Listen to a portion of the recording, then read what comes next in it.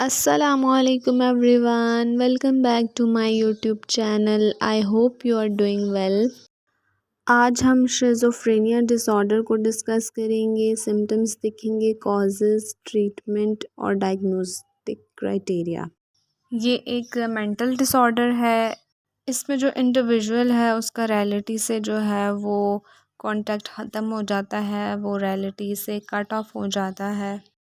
इसमें जो इंडिविजुअल है उनको जो है वो अजीब किस्म की आवाज़ें सुनाई दे रही होती हैं और वो ऐसी बातों और ऐसी चीज़ों पे यकीन करते हैं, ऐसी बातों पे जो है वो यकीन करना शुरू कर देते हैं जो रियलिटी में नहीं होती। एक नॉर्मल पर्सन जैसे सोचता है, ये जो है इस तरह से नहीं सोचते। ये इन बातों को सोचते हैं जो कि नामुमकिन होती हैं, ठीक है। Schizophrenia, brief psychotic, schizophreniform, psychotic disorder, इन सब का जो सिम्टम्स हैं इन सब के वो सेम हैं, लेकिन इनमें जो मेन डिफरेंस है वो है ड्यूरेशन और टाइम पीरियड का। डायग्नोस्टिक क्राइटेरिया देख लेते हैं। क्राइटेरिया ए है, 2 और more of the following each present for a significant portion of time duration a 1 month period और less. If successfully treated, at least one of these must be 1, 2 or 3. According to criteria ए, इनमें जो symptoms हैं 2 और 2 से ज़्यादा होने चाहिए और 1, 2, 3 जो फर्स्ट 3 सिम्टम्स हैं इनमें से एक का होना लाजमी है। फर्स्ट डिलूजन है। डिलूजन्स क्या है? ये फॉल्स बिलीव्स हैं एक इंडिविजुअल के, पर्सन के, ठीक है, जिसमें परसिक्यूटरी डिलूजन्स आ जाते हैं, रेफरेंशनल डिलूजन आ जाते हैं, सोमैटिक डिलूजन्स आ जाते हैं, ग्रेंडियोस डिलूजन्स हैं। सेकंड जो है वो हेलुसिनेशन है, जिसमें ऑडिटरी, सेंसरी, विजुअल आ जाती हैं, ठीक है। इसमें एक इंडिविजुअल को ये लग रहा होता है कि जो है वो अजीब व गरीब आवाज़ें आ रही होती हैं, उसको जो है वो चीज़ें नज़र आ रही होती हैं जिसका जो है वो रियलिटी से कोई लिंक नहीं होता। उसके बाद जो है वो डिसऑर्गेनाइज स्पीच है, जिसमें जो है वो इंडिविजुअल की जो स्पीच और जो थॉट्स हैं, ठीक है, जो थिंकिंग है उसकी, उसमें शिफ्टिंग होगी, ठीक है। वो सही से बात नहीं कर पाएगा, अगर किसी को कुछ कहना होगा तो वो सही से कह नहीं पाएगा। बहुत ज़्यादा जो है वो उसकी डिसऑर्गेनाइज स्पीच और थिंकिंग होती है। उसके अलावा जो है वो ग्रॉसली डिसऑर्गेनाइज और कैटाटोनिक बिहेवियर, इसमें जो है वो एबनॉर्मल बिहेवियर होता है, ठीक है। मोटर बिहेवियर डिस्टर्ब होगा। साइकोटिक जो पेशेंट होते हैं उनका मोटर बिहेवियर जो है वो नॉर्मल लोगों की तरह नहीं होता, एबनॉर्मल मूवमेंट्स होती हैं, ठीक है। नेक्स्ट नेगेटिव सिम्टम्स हैं, जिसमें जो है वो डिमिनिश इमोशनल एक्सप्रेशन, जिसमें जो है वो अपना कोई जेस्चर शो नहीं करते, फ्लैट इफ़ेक्ट होता है, movements of hand, head movement normal नहीं होती। जैसे एवोल्यूशन है, जिसमें लैक ऑफ मोटिवेशन होगी, ठीक है। एक ही जेस्चर में जो है वो इंडिविजुअल काफ़ी देर बैठा रहता है। इसके अलावा जो है वो किसी काम में या किसी भी एक्टिविटी में जो है वो पार्टिसिपेट नहीं करता। उसके अलावा जो है एलोजिया है, जिसमें जो है वो डिमिनिश स्पीच आउटपुट होती है, ठीक है। इसमें जो इंडिविजुअल है वो बात नहीं करेगा, आप उससे कुछ भी पूछेंगे, आप उससे कोई भी क्वेश्चन करेंगे तो वो उसका जवाब नहीं देगा, अगर देगा भी तो वो थोड़ी सी बात करेगा और ख़ामोश हो जाएगा। उसके बाद नेक्स्ट इनहिडोनिया है, ठीक है, जिसमें डिक्रीज़ एबिलिटी होती हैं, ठीक है। इंटरेस्ट ख़त्म हो जाता है इंडिविजुअल का, वो किसी भी चीज़ में जो है वो पार्टिसिपेट नहीं करता।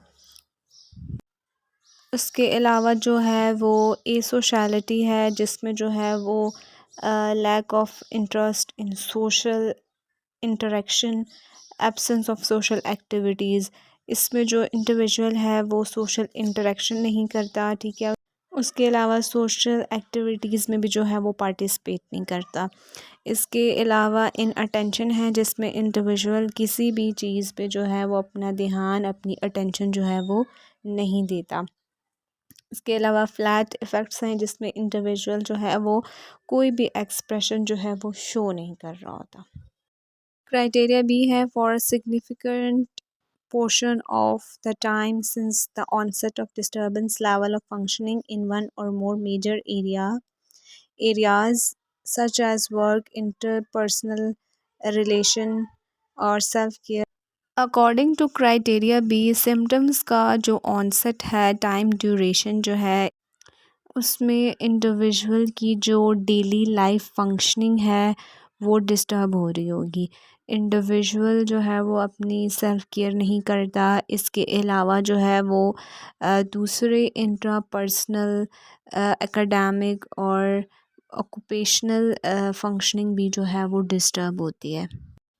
क्राइटेरिया सी है continuous sign of the disturbance persisted for at least 6 months।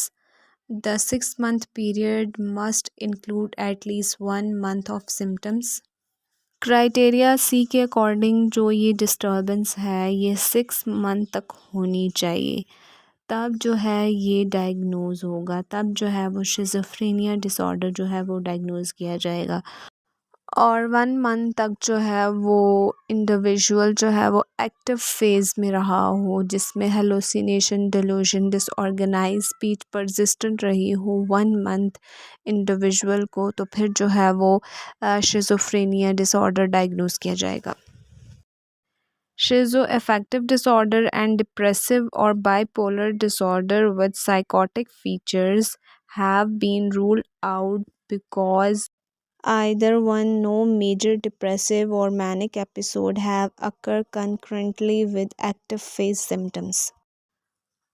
Criteria D के अकॉर्डिंग जो है वो ये कहा हुआ है कि शिज़ो इफ़ेक्टिव डिसऑर्डर, डिप्रेसिव और bipolar disorder with psychotic features के साथ आ रहे हैं। तो फिर हमने सबसे पहले ये देखना है कि ये जो कॉजेज़ हैं ये शिज़ो इफ़ेक्टिव डिसऑर्डर, बाइपोलर डिसऑर्डर या फिर डिप्रेसिव डिसऑर्डर की वजह से तो नहीं आ रही।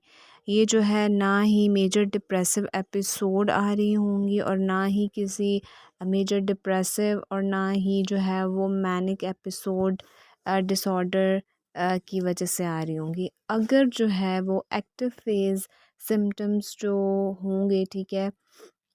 सेकंड है if mood episodes have occurred during active phase symptoms they have been present for a minority of total duration of the active and residual periods of the illness. अगर जो है ये एक्टिव फेज सिम्टम्स जो होंगे ये mood episode जो है वो बार बार आ रही हैं, तो फिर हम क्राइटेरिया को देखेंगे कि एक्टिव फेज़ और residual period of the illness के साथ तो मीट नहीं कर रहा। Schizoaffective disorder, depressive और bipolar disorder with psychotic features से आते हैं, तो उनको हम कैसे डिफरेंशिएट कर सकते हैं, ठीक है। इसमें ये होता है कि मूड स्विंग्स होंगे, ठीक है। उनके जो मूड स्विंग्स हैं, ठीक है, वो एक्टिव फेज सिम्टम्स में जो है वो नॉट प्रेजेंट, ठीक है, जिसको हम बाइपोलर डिप्रेसिव साइकोटिक फीचर्स के साथ जो है वो डायग्नोज करेंगे। जब डिप्रेसिव और बाइपोलर का क्राइटेरिया मीट नहीं कर रहा होगा, जिसमें जो है वो या हेलुसिनेशन या डिल्यूजन होंगे, तो फुल क्राइटेरिया जो है वो शिज़ोफ्रेनिया का नहीं मीट कर रहा होगा, तो फिर जो है वो शिज़ो इफ़ेक्टिव नहीं होगा, वो फिर जो है वो बाइपोलर डिप्रेसिव साइकोटिक फीचर्स के साथ होगा, जिसमें जो है वो मूड एपिसोड जो हैं वो एक्टिव फेज सिम्टम्स में हैं, ठीक है। ये जो है duration of the active and residual period of illness जो है वो प्रेजेंट होंगे। The disturbance is not attributable to the physiological effects of a substance, for example, a drug of abuse, a medication, or another medical condition।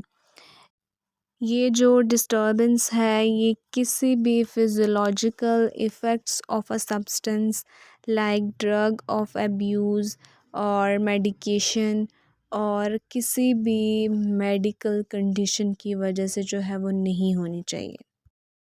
Criteria F है, if there is a history of autism spectrum disorder और communication disorder of childhood onset, the additional disorder of schizophrenia is made only if prominent delusions or hallucination in addition to the other required symptoms of schizophrenia are also present for at least 1 month or less if successfully treated.